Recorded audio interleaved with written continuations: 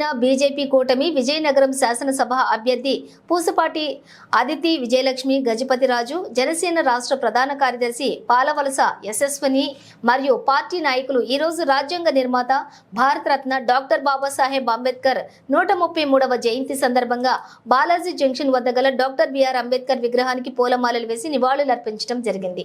ముందుగా Ashok బంగ్లాలోని doctor BR Ambedkar చిత్రపటానికి పూలమాలలు వేసి నివాళులర్పించారు. ఈ సందర్భంగా అదితి విజయలక్ష్మి గజపతిరాజు మాట్లాడుతూ ప్రపంచంలోని అతిపెద్ద లౌకిక గణతంత్ర ప్రజాస్వామిక దేశంగా మన దేశాన్ని తీర్చిదిద్దడంలో అంబేద్కర్ కృషి ఎనలేనిదని కొనియాడారు.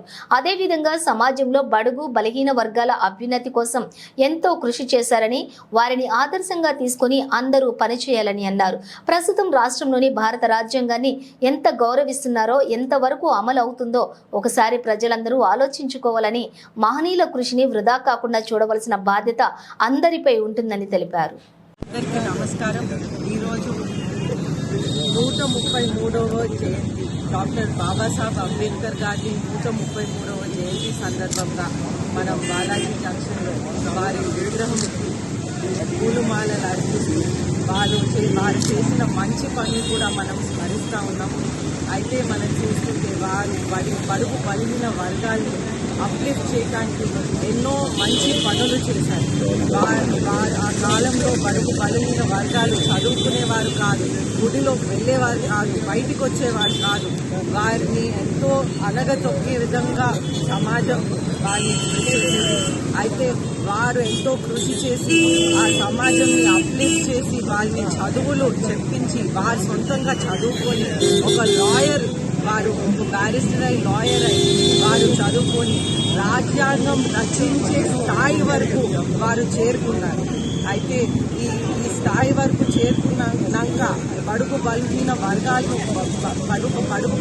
వర్గాలు వారిని చూసి ఎంతో మోటివేట్ అయి అప్పుడు బడుగు బలహీన వర్గాలు చదవటానికి, పెద్ద జాబ్స్ చేయటానికి, ఇటువంటి చేయటానికి బయటకు వచ్చి ముందుకు వెళ్ళారన్నమాట.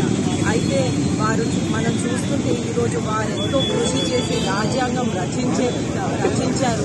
కానీ ఈరోజు మన రాజ్యాంగం రచించినాక ఈరోజు ఏ విధంగా మనం రాజ్యాంగంని రెస్పెక్ట్ చేస్తున్నాం అనేది మనం ఆలోచించాలి. మనం నిజంగా రాజ్యాంగంని మనం ఫాలో చేస్తున్నామా? వాళ్ళంతా కృషి చేసి సుమారు 2 సంవత్సరాలు పట్టింది మొత్తం రెడీ అవ్వటానికి. వాళ్ళు ఎంతో కృషి చేశారు.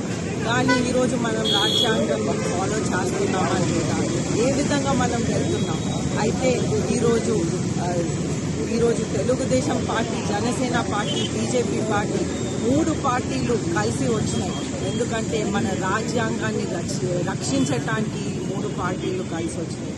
కాబట్టి ఈరోజు 133వ జయంతి సందర్భంగా మనమందరం మన రాజ్యాంగాన్ని రక్షించాలనే ఉద్దేశంతో మనమందరం మన ఓటు హక్కుని వినియోగించుకొని అదొక బాధ్యతగా తీసుకొని ప్రతి ఒక్కరు మీ ఓటు హక్కుని వినియోగించాలని కోరుకుంటున్నాను. అయితే మీ ఓటు హక్కు వినియోగించినప్పుడు మీరు బాగా ఆలోచించండి. మన రాజ్యాంగాన్ని రక్షిస్తున్నామా, మన రాష్ట్రాన్ని రక్షిస్తున్నామా? ప్రతి ఒక్క మనిషికి ఒక డెమోక్రసీలో ఒక బాధ్యత రక్షించడానికి. అయితే మీరందరూ మీ ఓటు హక్కుని సద్వినియోగించుకొని వెళ్ళి మే 13న